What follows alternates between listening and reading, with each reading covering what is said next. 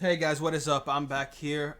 Basically gonna go over a video of a concept that Lance Breitstein ended up bringing up, and it's a pretty simplistic concept, and it's basically about trading pods and the importance of a good and a bad trading pod or bad trading members within a pod.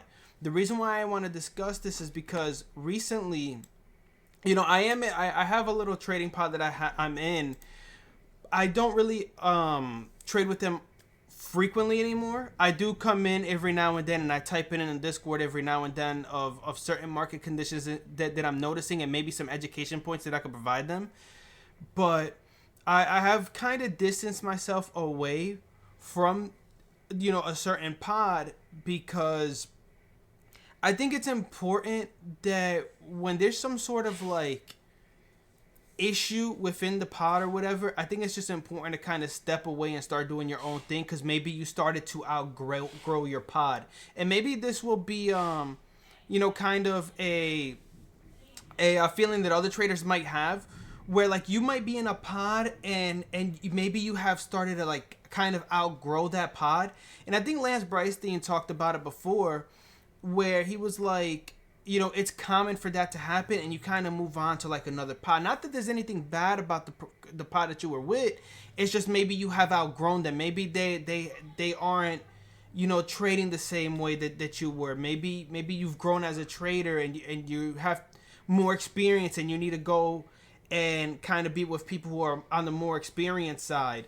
But I just wanted to have a discussion about it, because what really was interesting to me, and this is going to go into a trade that I had taken. Actually, it's one of my better trades of the year.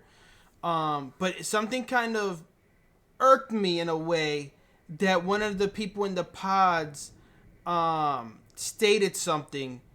And I'll go into my trade so you guys can understand.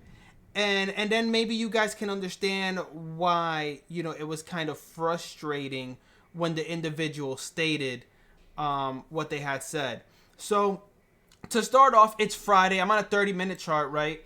And we have a big ripper on the SPY, right? So we have this big up move. As you guys can see, it happens on the ES. Everything kind of has it. We're kind of just, we surged over the 200 SMA, the 100 daily SMA. We're over the 21 to 10. So I started feeling like we were in for a mean reversion trade, right? So the first thing I did on Friday, being that, and it's this Friday right here, which was 5/15. The first thing I started to do on Friday was, I was like, you know what? I'm interested in some puts. So I got into this Friday's, which was what day is this? This is the 23rd. It is now the 24th. So I got into Friday puts, the expiration on 5/24 puts on the previous Friday. So I bought weeklies a week out. I ended up getting in this trade, and I believe I had basically a 93.50-ish average. So I was somewhere up here with my average. So I say 50-ish because I could have got 30s, some 50s, maybe some 10s, because I scale into positions. But I ended up getting some 585 puts, and I got some 574 puts for next Friday. So we end up opening up, on Monday, basically on like a sick down move. I ended up taking 40% of my position off basically within the first, couple of minutes, because I had a 93 average. I mean, the strike wasn't terrible, but I was definitely in the money. Like, I didn't hit my strike price, but I was in the money, or not in the money, but I had profit on them because I had bought them higher. So I was on a trip. I went on a trip, and during my trip, I essentially got out, right? Like, I got out of 40% of my position here.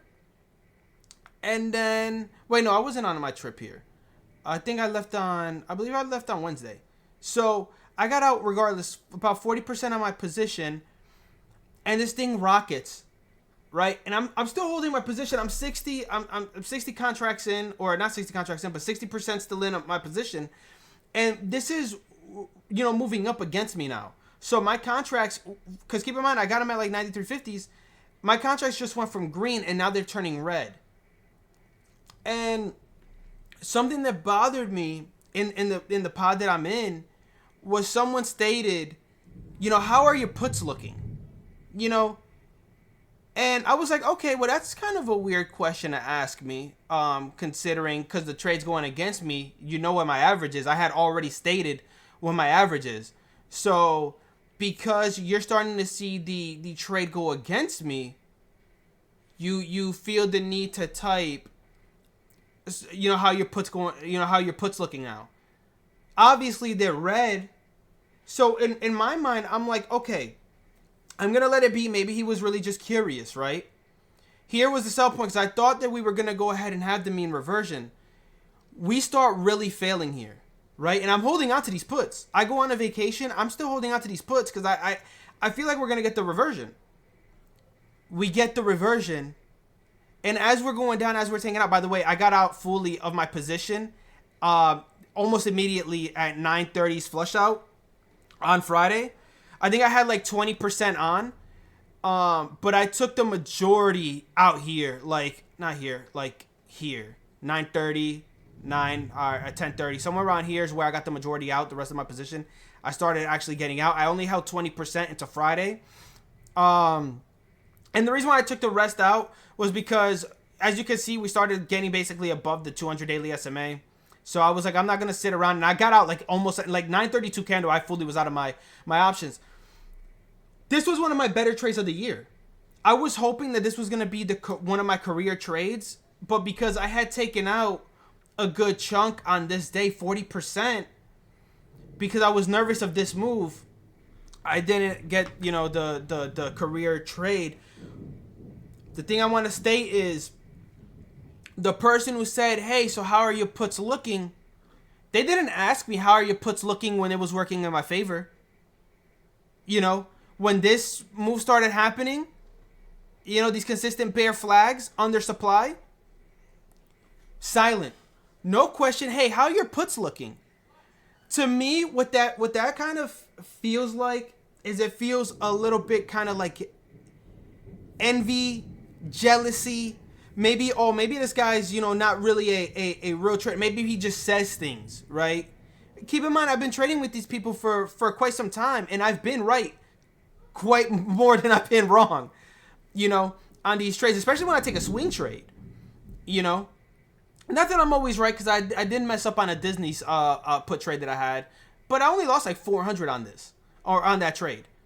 And in this trade, I made substantially more, So my thing is be careful of joining pods, because, wow, that sounded crazy. I don't know if you guys heard that thunder, but that actually sounded crazy. Just be careful of individuals in pods that you may outgrow. Be careful of the people who are secretly kind of, and no one talks about it really, but be careful of the people who might be secretly kind of jealous or preying kind of on your downfall when it comes to trading, because maybe they haven't found it yet and you have, And this is maybe something that Lance BREITSTEIN doesn't talk about, and this might not be a video that attracts a lot of attention, but it is something that has to be stated, because you might find yourself in a group where you feel the exact same way that I just felt. Where it's like, oh, so you want to know what's going on in my position because my position is going against me. But when it starts going in my favor and I'm up 4, 5, 6, 7, 8R on this trade, now you're quiet?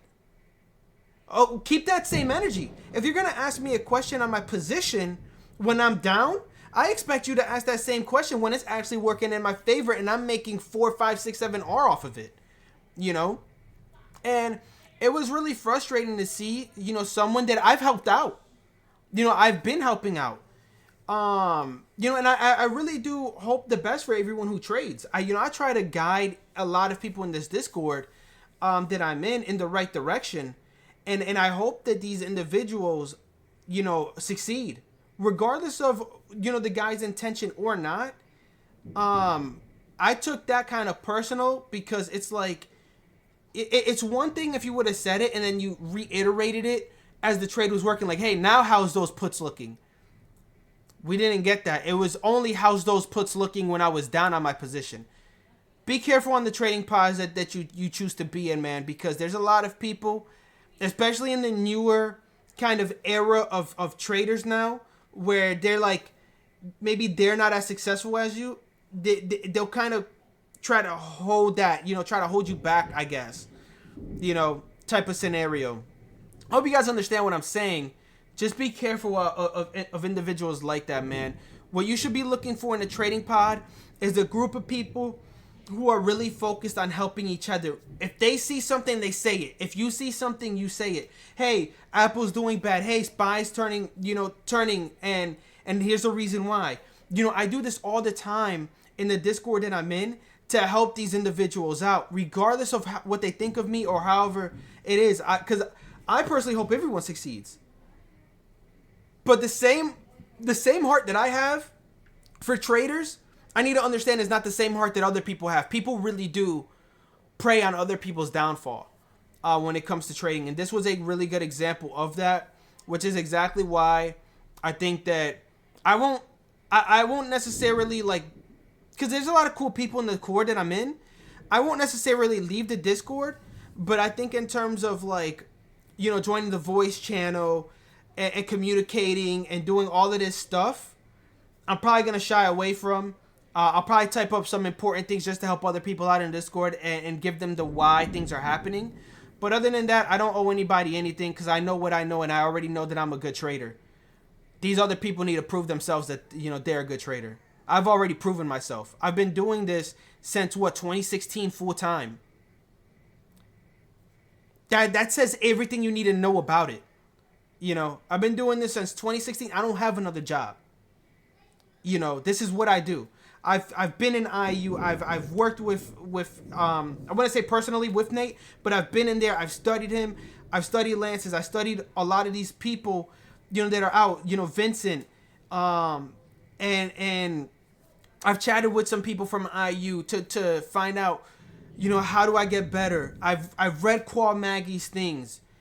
I followed the short bit. I've learned from people who are already proven.